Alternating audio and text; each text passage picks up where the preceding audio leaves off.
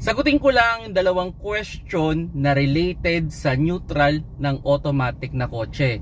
Yung number 1 dyan, ma-off ba yung makina ng automatic kung naka-neutral ang shifter? Yung pangalawang question is, may-on ba yung sasakyan pag nasa neutral? And actually, yung pangatlong question dyan is kung mabubunot daw ba yung susi kung nasa neutral ang isang automatic na kotse. So ngayon itong ating sasakyan is a Toyota Vios, okay?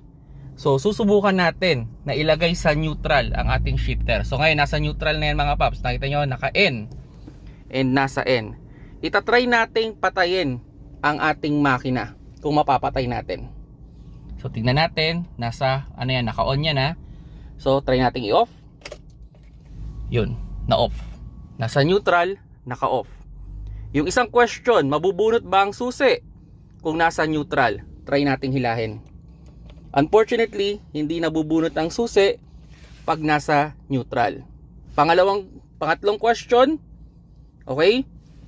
Pwede bang ma-start ang isang automatic pag nasa neutral? Subukan natin.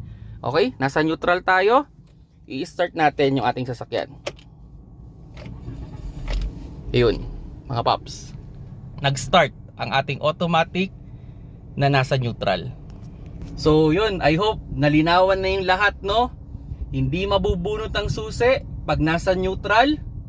Mai-start at ma-off ang sasakyan na automatic kahit nasa neutral ang ating shifter.